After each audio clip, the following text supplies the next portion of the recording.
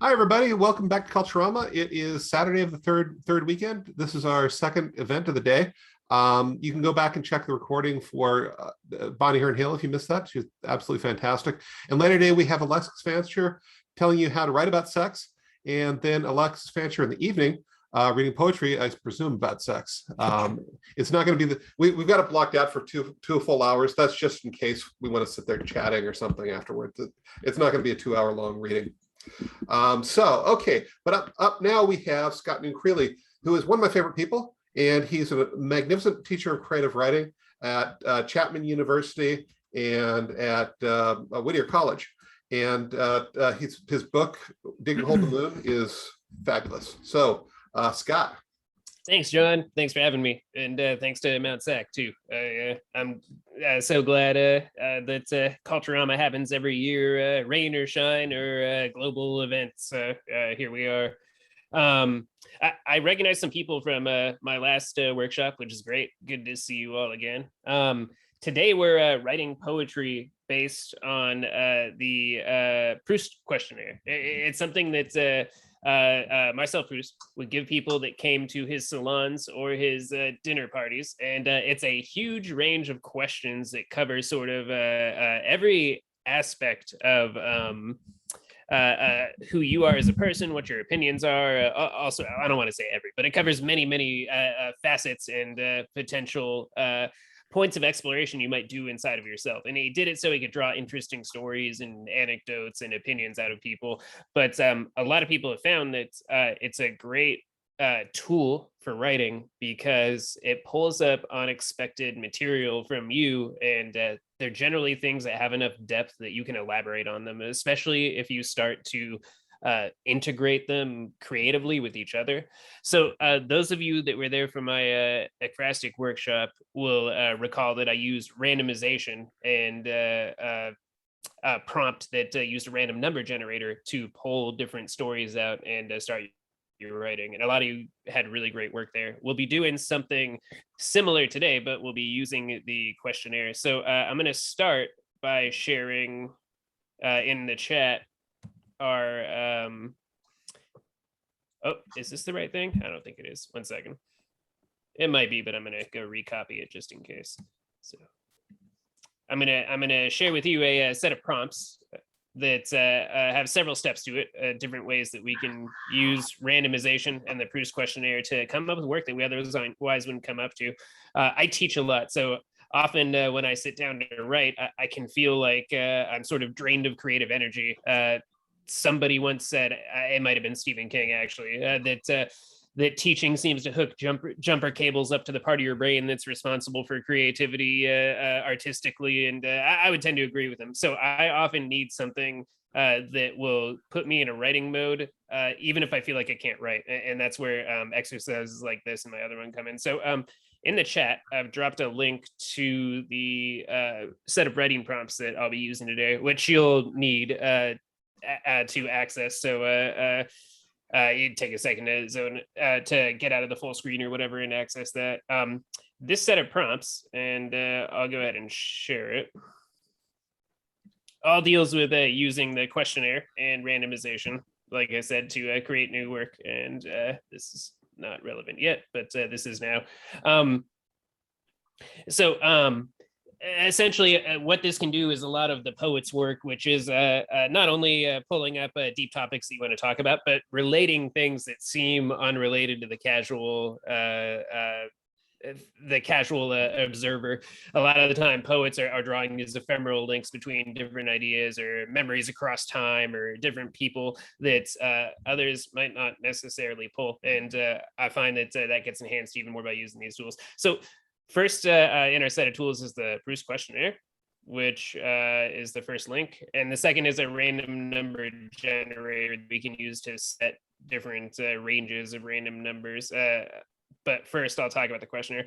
The questionnaire ranges a lot of different possible questions that you might expand upon in your art in a specific way.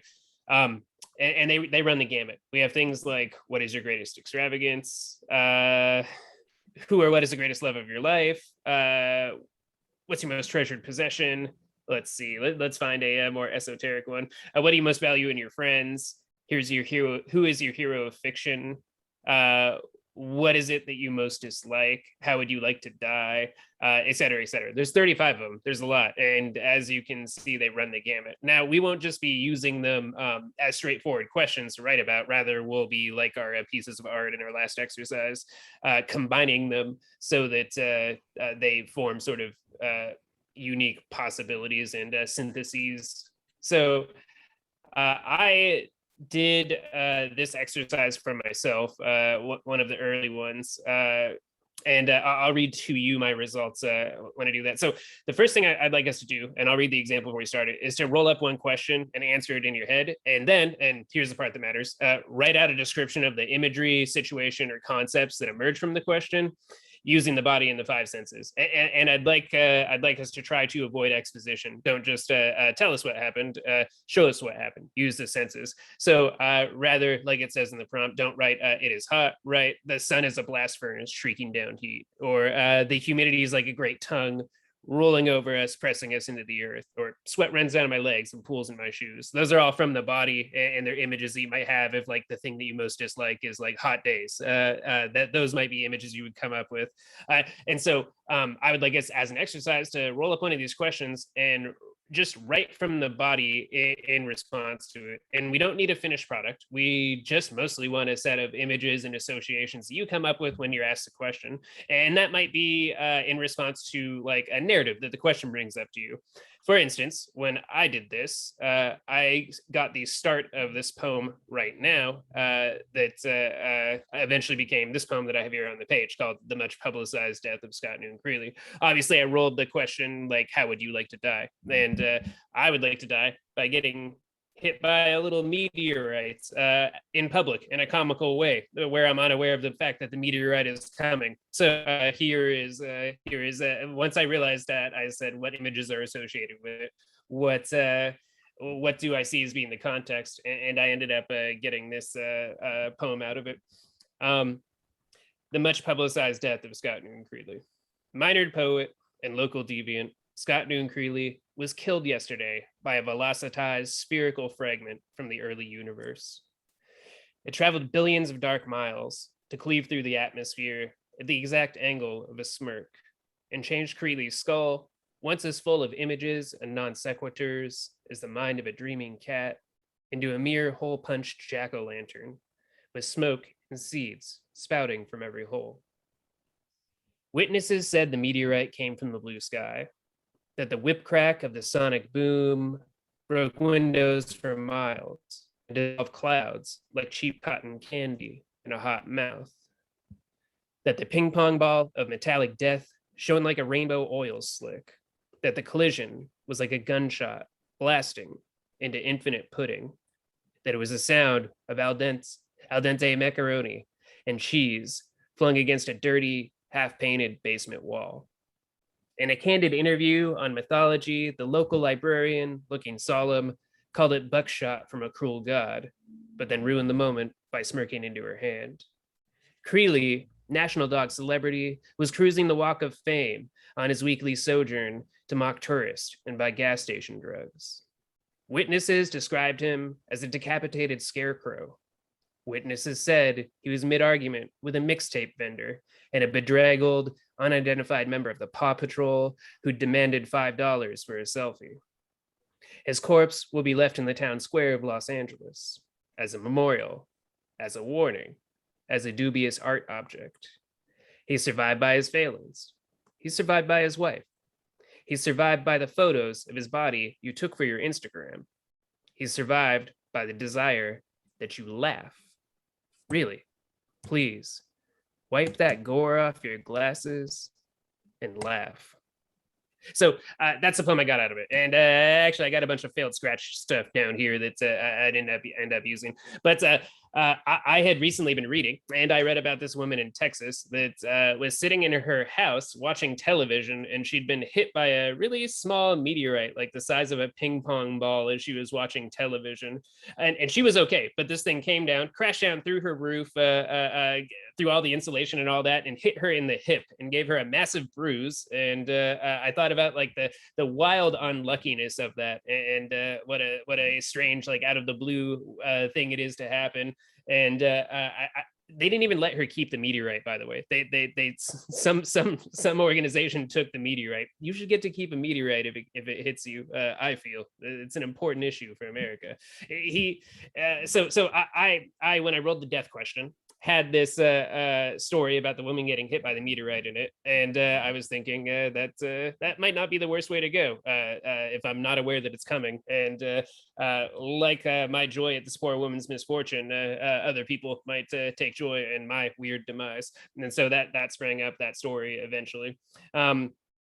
So that's just from one question. It's not even combining different questions on the questionnaire together in the more complex prompts that we'll do. It's a sort of just a out of the box, straightforward answer to one of these that we can use to start writing. So actually, I don't know why I stopped screen sharing.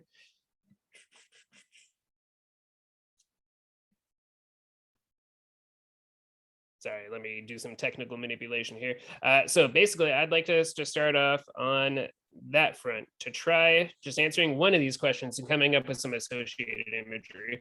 So our first thing that we'll do for let's say 5 to 10 minutes to give people ample time, I'd like you to roll up one question, and then, like I was discussing, think of your answer to it, and then describe whatever comes into your head as part of your response in visceral, body-oriented sense language. And then I'd like us to share a couple of those exercises and talk about what's working great, what we might add some sensory detail to, what sort of unexpected things we came up with, all of those good things.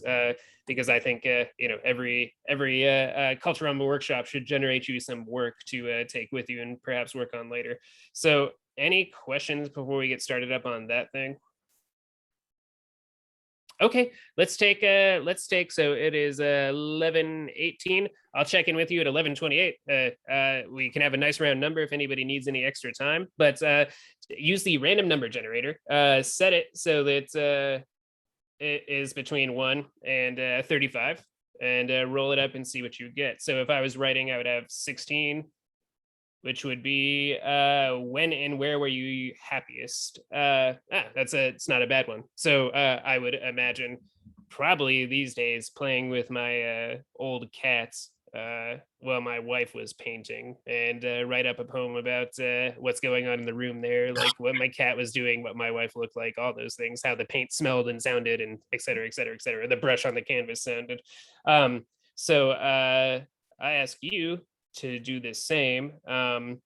Feel free to turn your camera off while you work, and turn it on when you come back. It'll be a visual symbol to me that you're ready. But let's take approximately 10 minutes on that.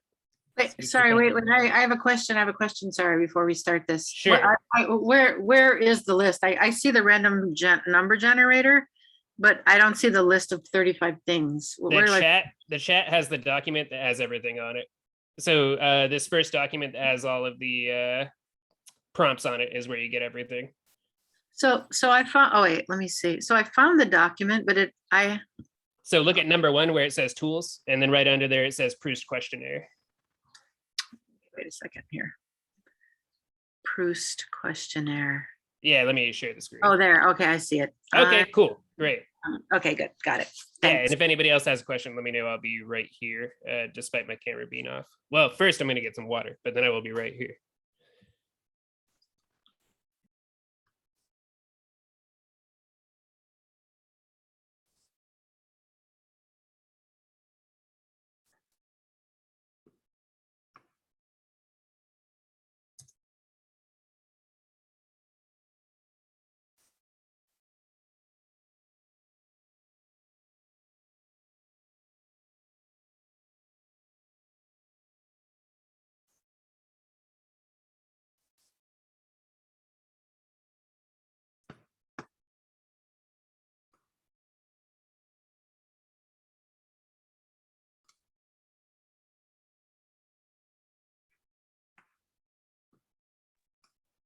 Hi, Lavina. Did you have a question?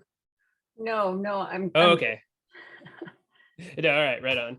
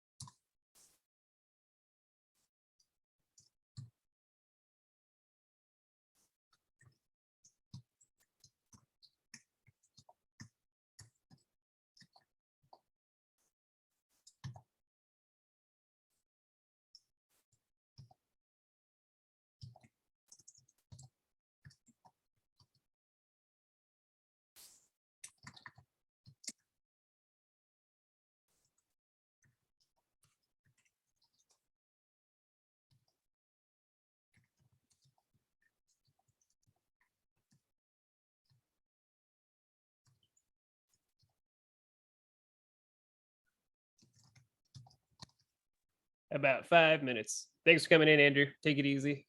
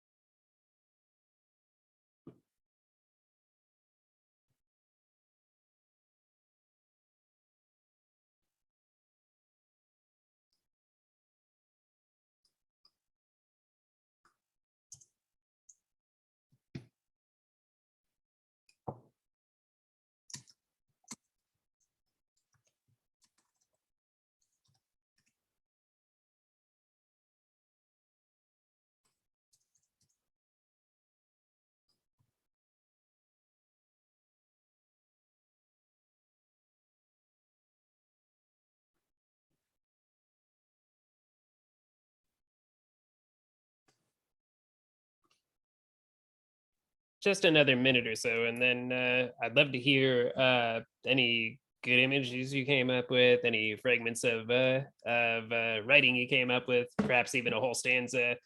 Some people miraculously will craft a whole poem. Andrew had to take off, but usually that would be him.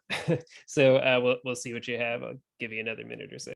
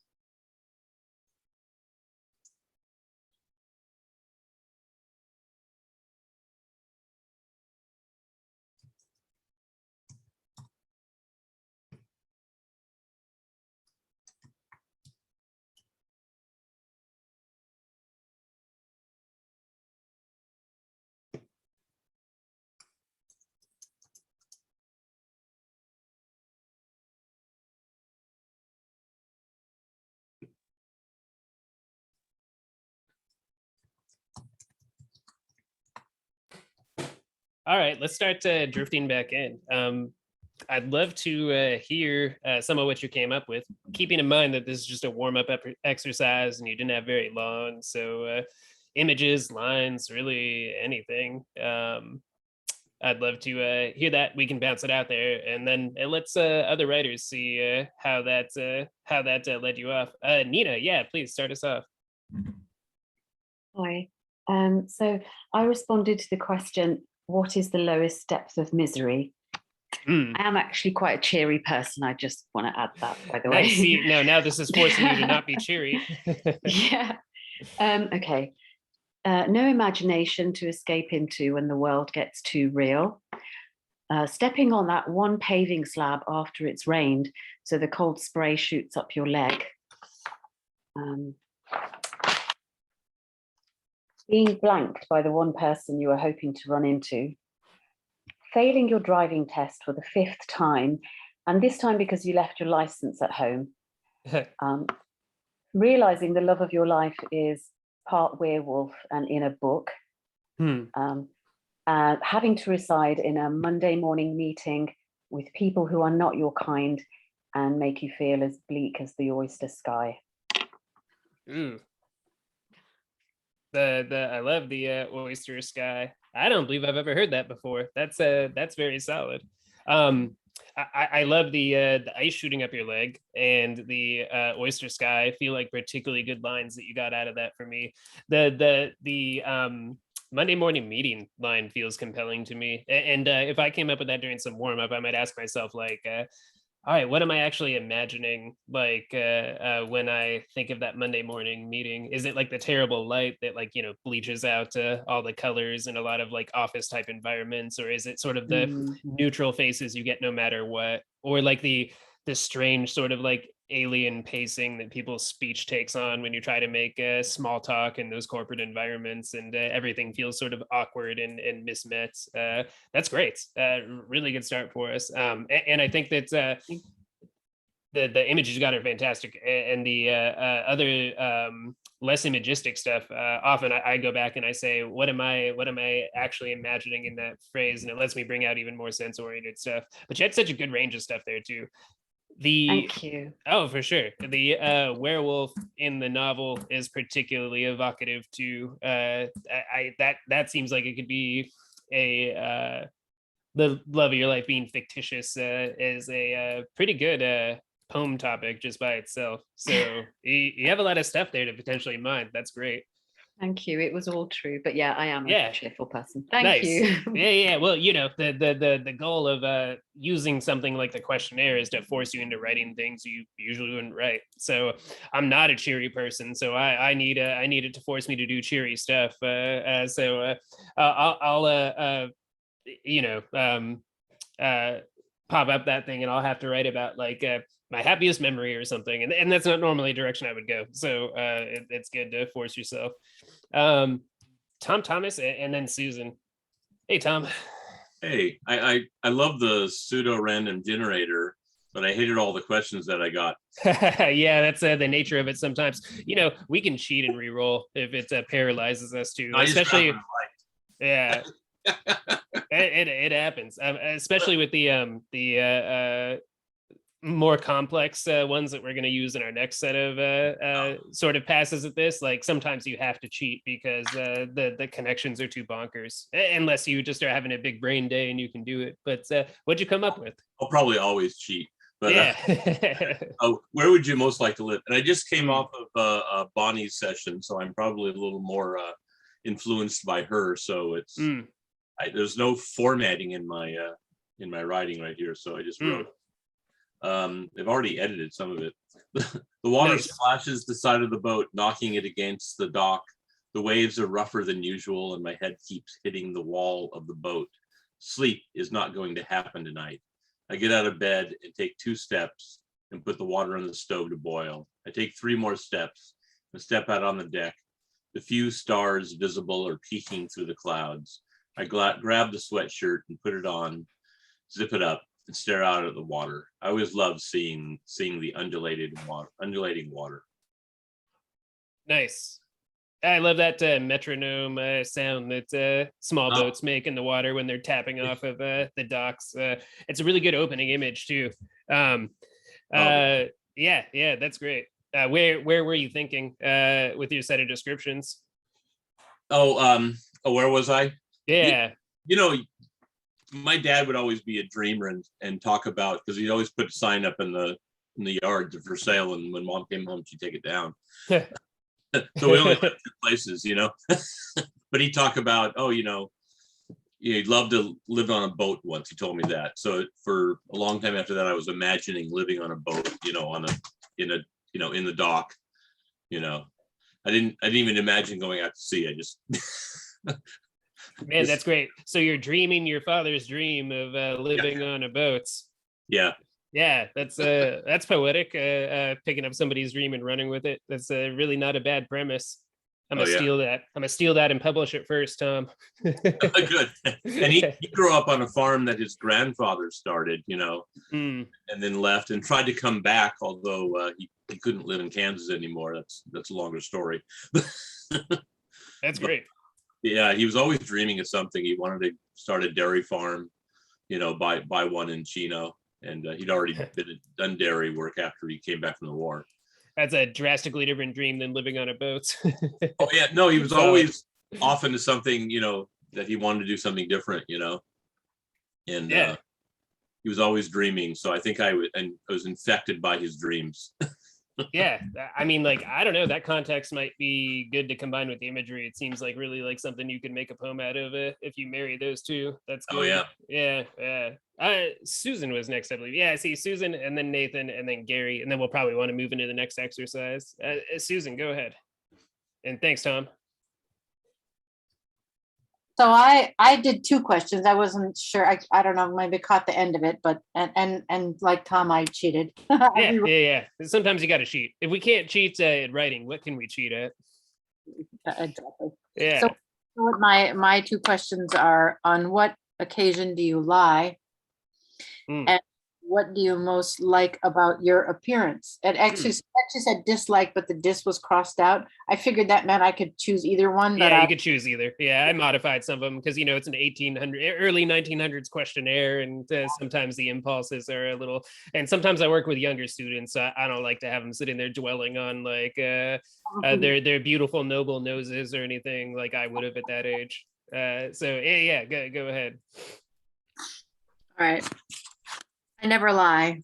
I don't believe in lying. Lying is for amateurs. That's a lie. But if I had to lie, it would be to wax graciously about my white hair. I've always been a steely platinum blonde, quite natural in most ways. So when my corn silk strands began to appear white, my blood ran cold. It wasn't to do with the accompanying jowls that were succumbing to gravity, or the ever more reptilian texture of the skin on my shins and forearms. were the lines that only disappeared when I smiled, but made me look frowny in my resting face. It was to do with the inevitability of being asked if I'm a senior and would I like the discount. How dare they couple frugality with seniority? So that's when I lie. Old age is not for amateurs. Wow, you got a lot out of that. That's very good. Yeah, that's very progressed down the path of that poem too. That's fantastic.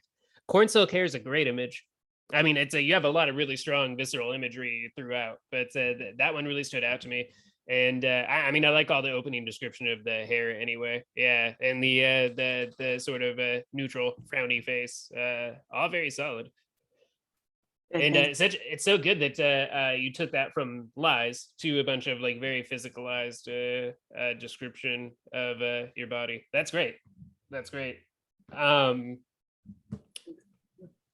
Cool. Yeah, no, I don't even know if I have anything super constructive for you. I think the narrative voice of it is really strong, like rhetorically. I like the way you open it, and I like that you talk about how lying is for amateurs and then old age is not for amateurs at the end. Like that's all great. Thank you for sharing. Nathan, did I say? Yeah, Nathan, go ahead. You take us first, and then Gary, you can finish this off. So for my random question, I got number 4, which is what is the trait you most deplore in others? And this is one I had actually been thinking about for quite a while. So I was able to get a whole short poem, about 2 stanzas. So don't your brows rear and snarl like dogs when he comes around? Doesn't your gut go rancid with vitriol vomit when he shows up? You know who he is. He made sure of it. That self-appointed kingly glow, those bellowing bombastic vocals no one asked for, the greasy grin curled like the toes of the Wicked Witch of the East, like jagged, jutting, gilded teeth beaming. But what makes it all the worse is he'll overstay his welcome like an area bombed fart. Very nice. Quite the ending there. Yeah, I like the musical elements, like the amount of alliteration and stuff you're using. It's not the way I write, but I like when other people utilize it. Do you write in form very often, or? Occasionally, yes. Yeah. So I mean, you can hear when people practice that when they have sometimes the prosody inside the poesy inside the lines like that. That's cool. What was your starting image with that in response to the question? Just I really hate egocentrism. Yeah. People that think so much of themselves. I guess my ideal like picture that I got was the line right here, self-appointed kingly glow. Yeah. Just like kind of like projecting self-importance. Yeah. I like how you literalized a fairly abstract response to that question. My instinct, but not necessarily yours, would be to place it inside an actual situation. But I have like sort of like that fictional tendencies or narrative tendencies with my poetry, and that's not the way everybody writes. But even despite it not being necessarily grounded in a specific situation, you have a bunch of specific images and instances inside of it that are all able to be easily pictured. So I like what you got out of that. That's great. Thank you for sharing it with us. Gary, want to finish this off? Oh, I think you might still be muted. I'm Oh, okay, cool. all right, and now my poem disappeared, of course. So I wrote a little poem, and the prompt I chose is the title of my poem. So, when and where were you happiest? Right here, right now, I said, but I'll buy you a beer anyway, even though the sweat is dripping down my arm in this Ensenada cantina.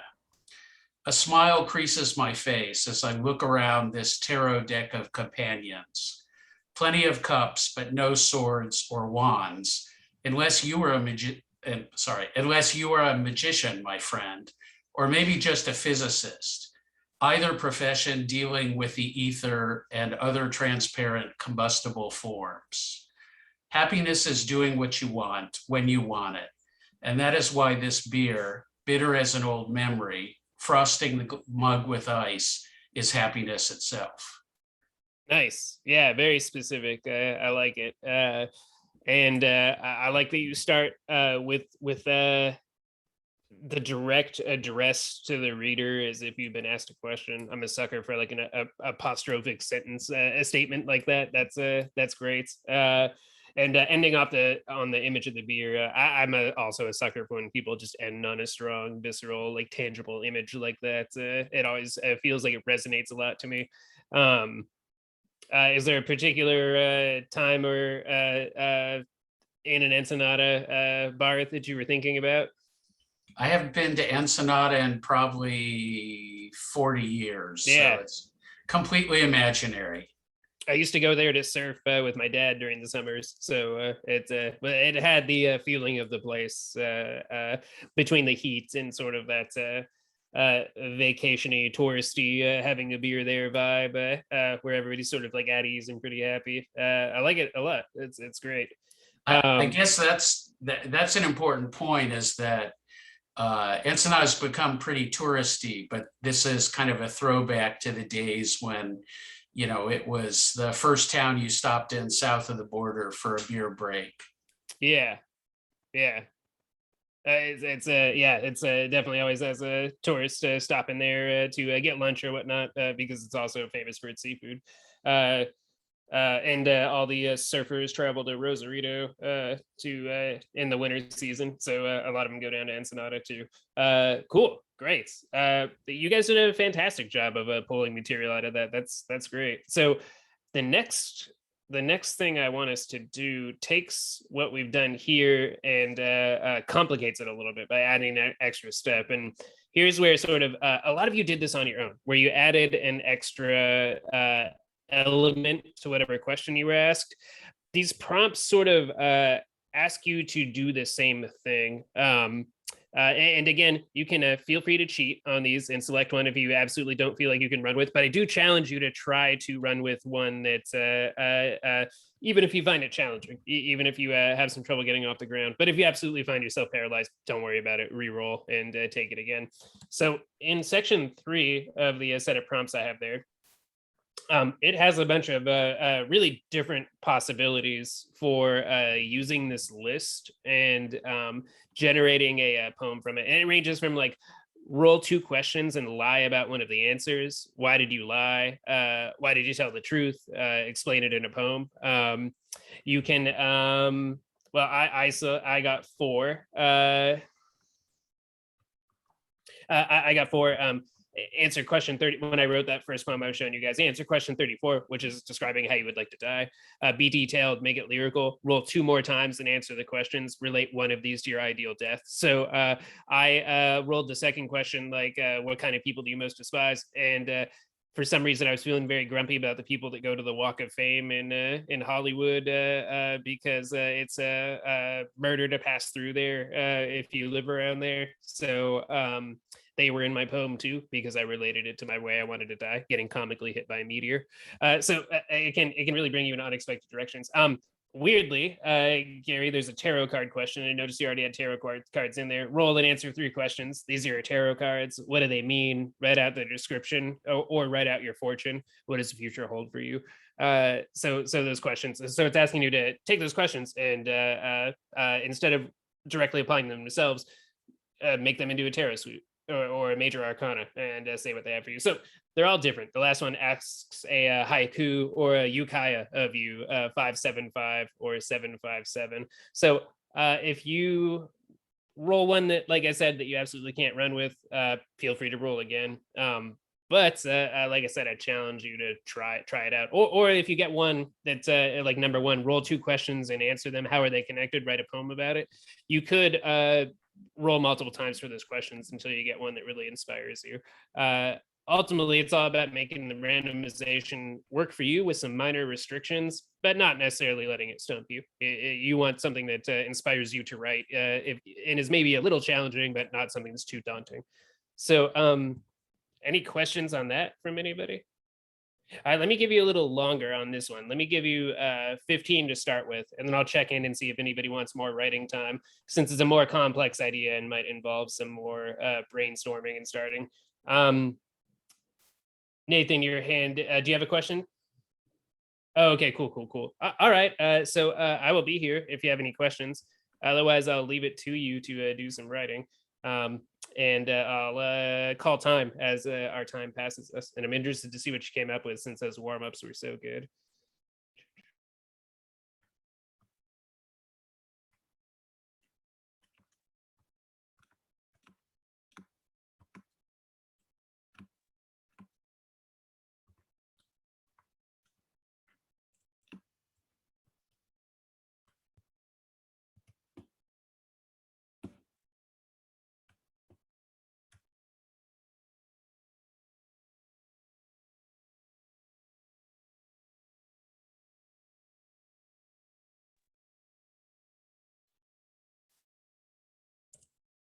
I've dropped the link in the chat again in case anybody needs it.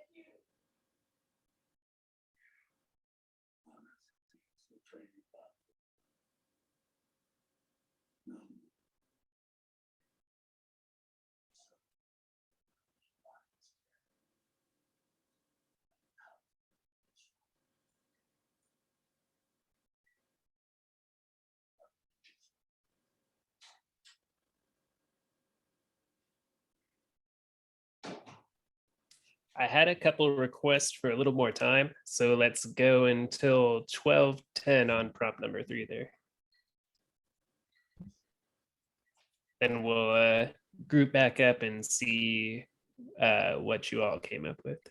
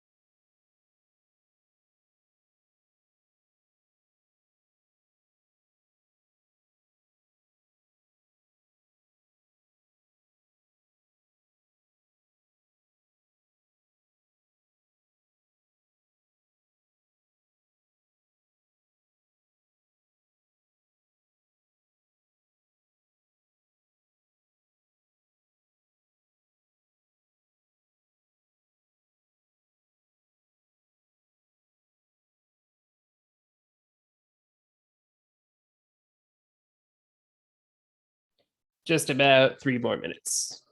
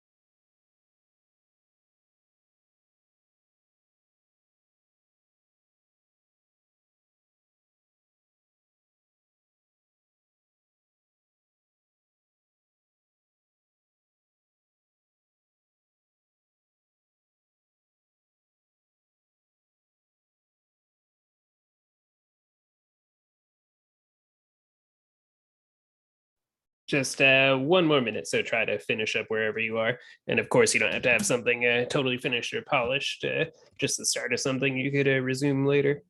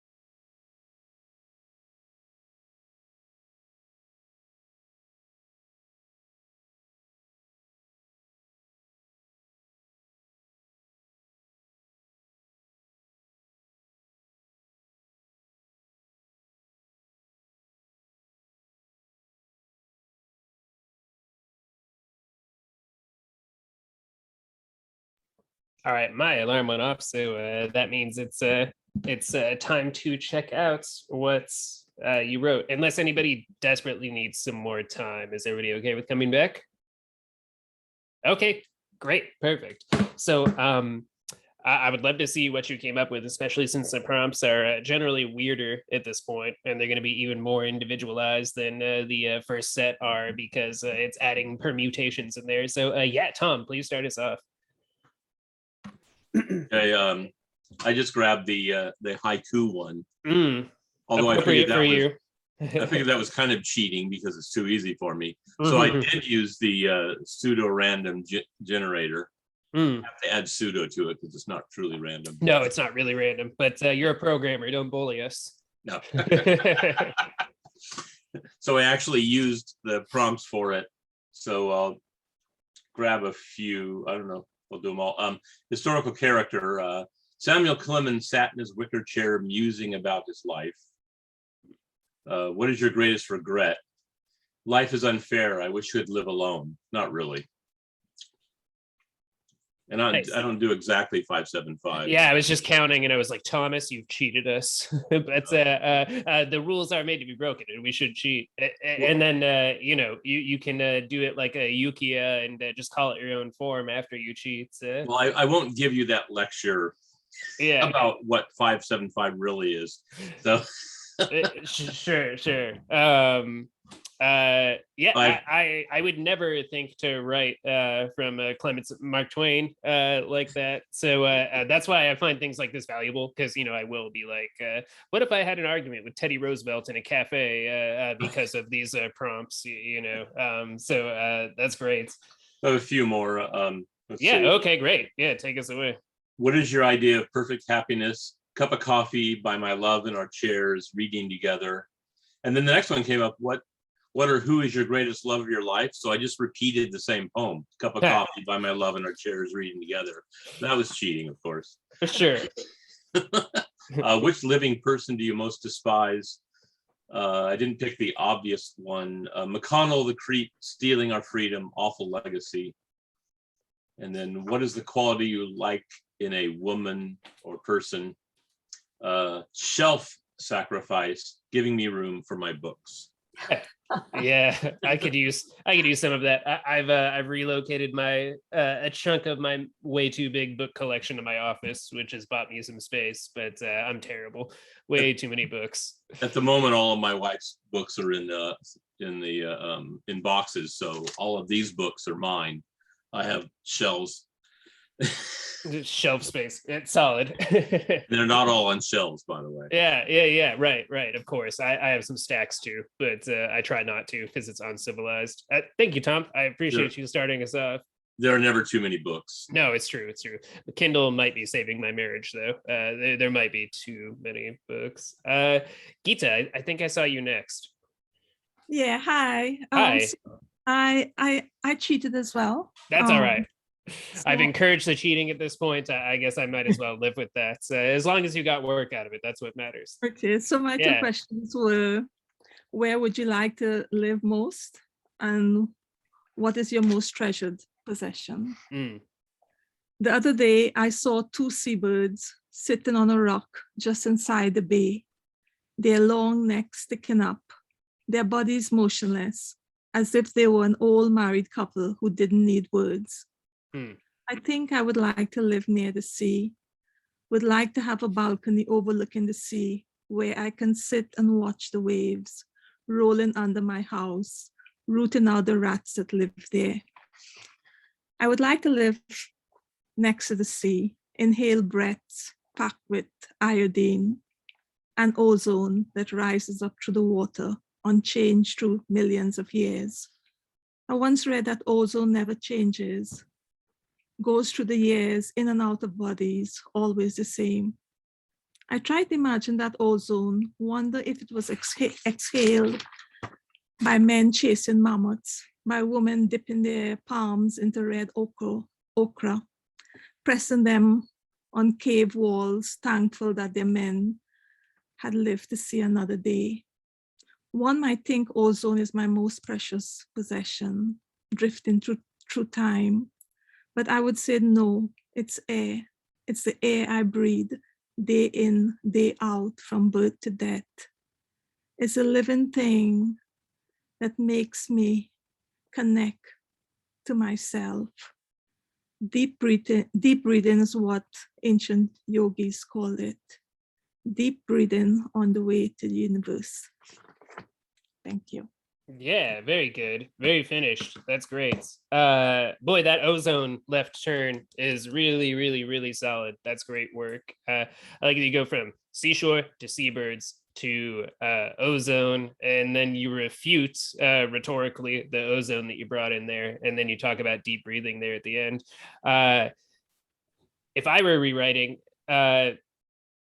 I would love to see just as a reader of this, as a listener to it, I would love to see like you have such specific images of like the seashore and of the ozone and iodine.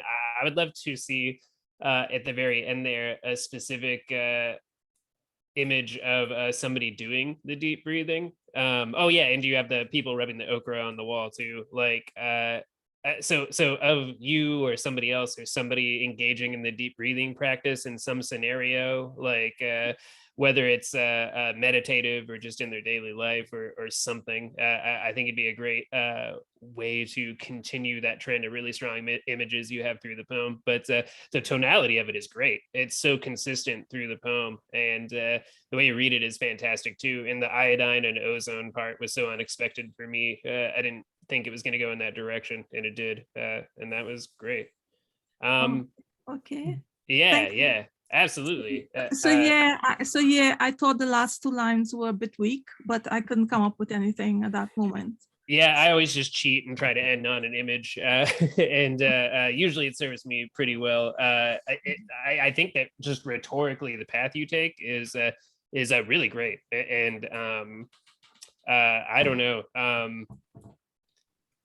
I would just use my own life probably as fuel, or come up with an imaginary scenario with somebody engaging in that breathing practice, because it's such a good way to finish things off. Does anybody else want to toss any comments in there, by the way? It doesn't just have to be me. Yeah, that's okay. You don't have to. Hey, Susan, I think I saw your hand next. I see Susan, Gary, Chris, and Lavina, and we'll get you all. Go ahead, Susan. Okay, Thank I know I went before, I just. No, it's fine. Yeah, we're here to share.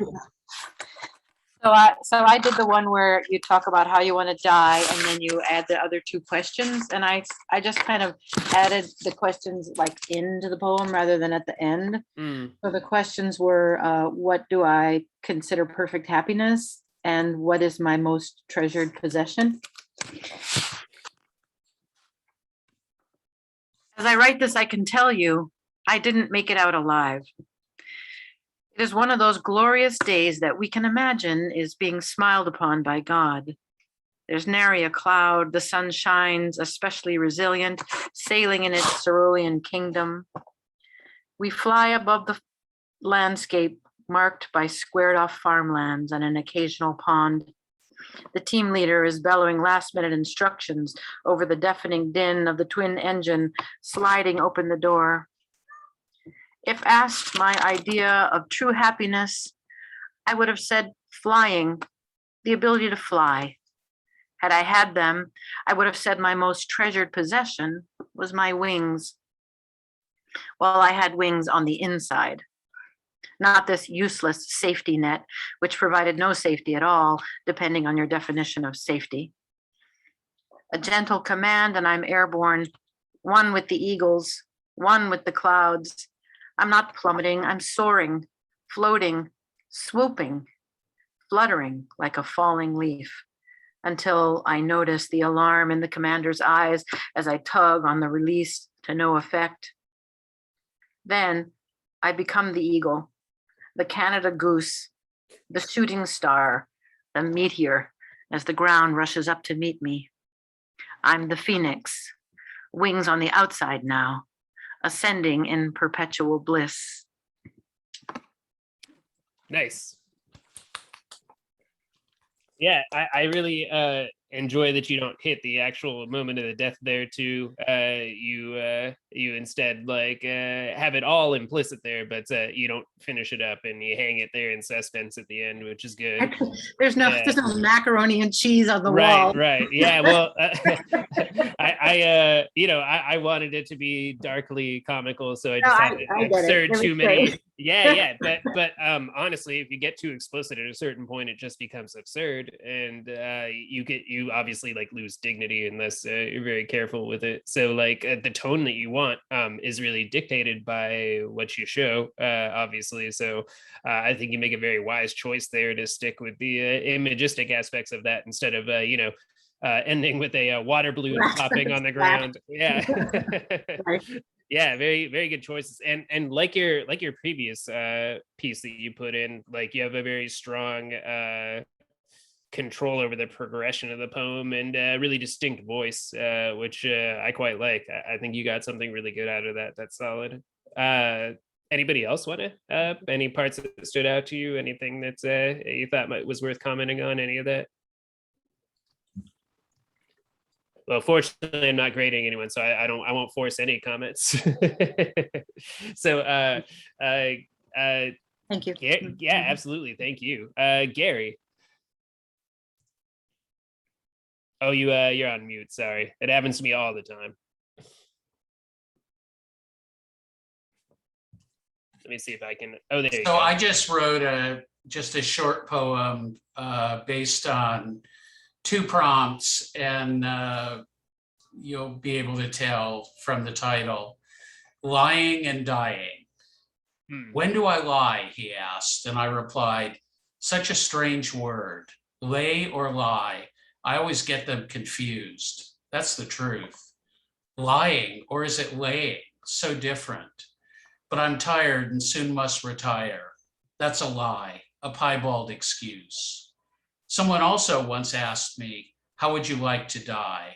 And the answer is asleep, laying in my bed on satin sheets. No lie. I like that a bunch of you have integrated the questions into the actual poem. I've taught this workshop a few times, not like a ton. I'm not like beating a dead horse here or anything, but it's not something that's occurred to other groups to incorporate it the way you have. So it's interesting that that's occurred a few times through the course of showing it to you. I also like, Gary, that you took a sentiment that a lot of people have, like, oh, I want to die in bed, like as a first answer. Not everybody wants to get hit by a meteor or whatever. And it's probably a very honest answer to the question. And you were able to make a poem out of it anyway, and work in the lying part, but also in a way that would make sense to somebody that wasn't in the context of the workshop. And it still is a good move for the poem outside of like the restrictions that we're placing upon ourselves. If somebody knew nothing about the Proust questionnaire or what we've been doing exercise wise, it would still be a great use of both of those. So that's gone for everybody's poems too. They stand outside of the exercise, which is always nice. I also like that you start off abstract and then narrow it down into a specific image, which is my cup of tea. That's the way that I tend to like to write. Let me open it up to everybody else. Anybody want to toss something in there? And you're always welcome to throw things in the chat too, if you're feeling shy or don't want to unmute or whatnot. Okay, thanks, Gary. I really appreciate it. Chris and then Lavina. I tried to follow it exactly like the Good, rules. good. All right, and awesome. It took me somewhere else. I'm not even sure what I came up with. But just to let you know, I rolled number 5. So that was the tarot card ones. And the 3 that I rolled after that was, what do you most dislike about your appearance? What do you regard as your lowest depth of misery? And what is your marked characteristics? That's fantastic. I'm so glad somebody got that one, because even though I'm not actually a tarot person, I love when people write about these things. Fantastic. So yeah, please go ahead. Yeah, I was excited too, because I thought I'd either go into like a tarot reading or something, but it kind of didn't go that way. But here we go. On the eve of turning 41, I craved the solitude of knocking back Merlot in between bites of pizza, cuddling and brooding in a cozy cocoon of blankets. Yesterday on my walk home, I stopped to stretch my legs. Peering absently in the storefront window, I saw my haunting reflection. Staring back at me was a familiar face I see every morning in the mirror. Though the windows of the soul had darkened differences in companion to the circles under them. I could feel Dickens narrating my life as a lowest depth of misery, or maybe Proust. 41 had me dancing through all the memories and moments, trying to justify another ring of a tree, always hovering over blending in skin tone foundations or the cherry lip stain. My midlife crisis crying out, what is your marked characteristics? I don't have an ending yet, so it just kind of ended there. Yeah, but I like that you took him and just made him into a progressing sort of narrative based on the questions. You used them almost as like a signpost for where to go in the poem, which is a really individualized line. Yeah, I like the another ring on the tree line too, Gary. And I like that you took something that might normally be cliche, like the staring new reflection and seeing the windows of the soul, and you took it and you put a different identifying twist on it and made it your own. And we're actually, doing commentary on it by then going into all these aspects of somebody's face that they wouldn't normally meditate on. And that's all really solid. And it's interesting that you pick the particular instance of like the verge of the birthday and launch from there, because I always like to have a narrative involved. I'm a sucker like that. It might be because I went to the same school as John for my MFA, and they love some narrative poetry, but I like a through line there. Anybody want to add anything else to talking about Chris's poem? All right, Lavina, why don't you start us off? I mean, why don't you finish us up? Dyslexia. Well, I chose the first one, roll 2 questions and answer them. How are they connected?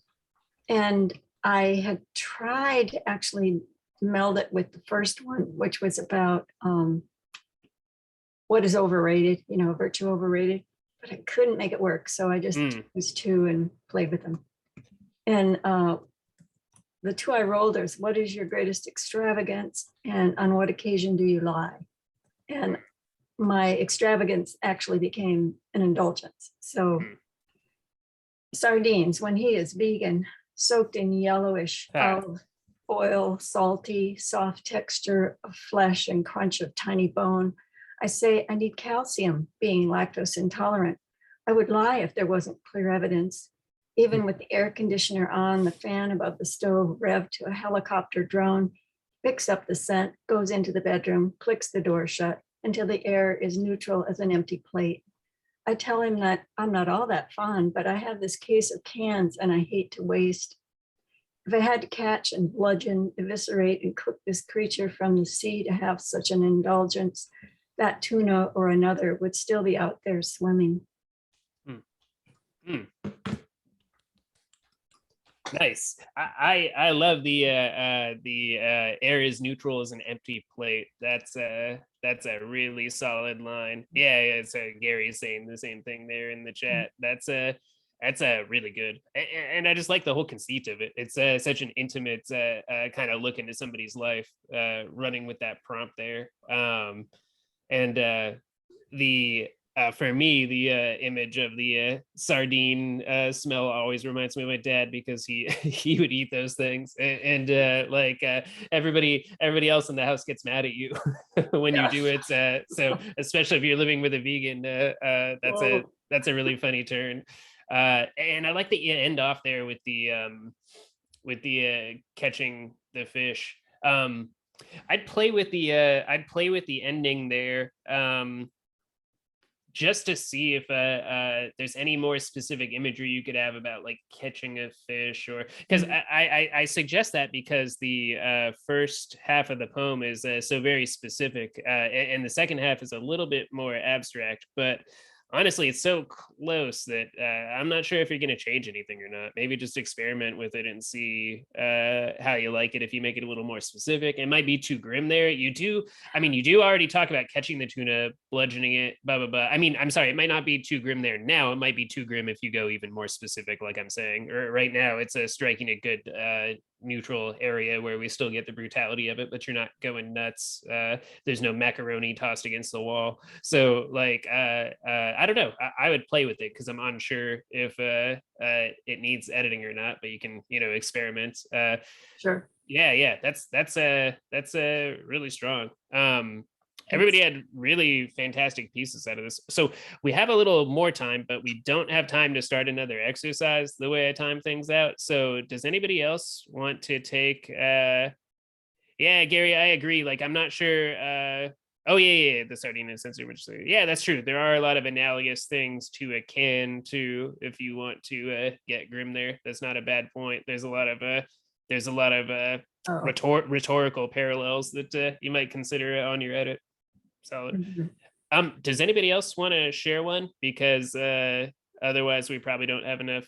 Oh, we have where to live, where to die, saltwater surrounds, endless sky beckons above, vessel at anchor.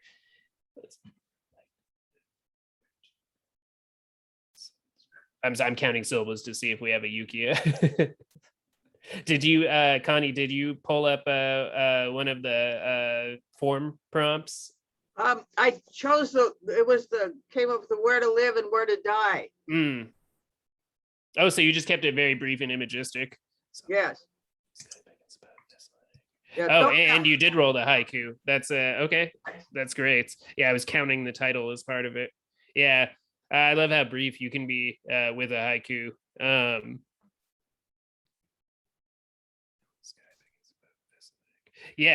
Yeah, and you do the haiku thing where we have our appeal to nature, and then we have our philosophical twist with the second to last or very last line, depending on how you read them.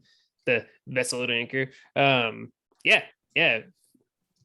John, any possible additions on this haiku there? No, it fits. I think where to live, where to die. That might be a good title for it. Yeah, I think that is the title. Is that the title, Connie? Well, I was just saying which of the prompts I was using. Okay. Yeah, that might be a good. Yeah, absolutely. I think John's right. We need the title as context, and then everything else fits in there. Yeah, without the title, you might not know. You definitely won't know what's going on there. Yeah, but come on, Gary. This time it works, and I was going to argue against titles, but I think it works. Also, we don't traditionally use a 100-year-old survey and a random number generator to come up with the poetry. So how valuable. I just don't want you teachers to lead the students astray. Sure. Fair. Yeah. I mean, I'm suggesting Yukia, so I'm already in trouble with the ghost of everyone's ancestors since it's a backwards haiku. I'm already a heathen here. But traditionally they're untitled. Not always, but almost always. So you guys were fantastic. Thank you. You if you look at that form, you'll notice that there are a few other suggestions on directions you can take this prompt. One of them, the next set of them, is taking whatever you got in prompt 2 and applying some kind of form or limitation to it, whether it's like a certain number of stanzas or a haiku or a yukia. I would also suggest things like adding in sonnets or other forms that you're familiar with in reference to the questionnaire questions. I didn't want to stick those in there for my Culturama workshop, because then I'd be obligated to explain the different forms on top of all the other things we've been talking about, and we just wouldn't have the time for it. But it's definitely part of an exercise you can engage in. And the very last little chunk there, a way that I often use it, especially in person, is I have people use these questions to interview each other, and then they write about each other's answers, or perhaps their reaction to those answers, if they're not comfortable about writing about the other person. And that can bring you in an even more unexpected direction, because you ultimately don't know how people are going to answer these things. And it's actually very interesting with people that you know very well, because sometimes the bigger questions have answers that you weren't anticipating. So if you're ever feeling social and you want to really generate some poetry that comes from outside yourself, it's a possible direction to take it in. So I've been Scott Creley. You can find me on my website, scottcreley.com. And I do things like beta reading and editing and writing coaching, in addition to teaching at Whittier College. And if you're ever interested in any of those services, you can definitely find me on that website. And I really appreciate you guys being here. Thank you. You did good work. And thank you to everybody in the chat. I appreciate it. Thanks very much, Scott. Yeah, absolutely. Hang out if you have any questions, and then I think we'll be shortly out of time. Yeah, thank you, Connie. Thank you, Lavina. Thank you, Gary. Thank you, Nina. Thank you, everybody. Yeah. Oh, go ahead, John. Oh, yeah, I was just going to say, we still have more Culturama to go. We've got Alexis Fancher, and Scott is sexy, but Alexis is sexier. Yeah. And she writes, she's going to teach you how to write about sex, which is always a problem for me, right? Because I come from a puritanical culture. So Scott, go ahead. Yeah. Oh, my poems are always sexless. We both went to Catholic school. We've had it beaten out of us. It's just sadness or embarrassment. That's all I've got. Yeah. Like John Irving. Yeah. Okay. So see y'all in a few minutes. You can just stay here at the same channel.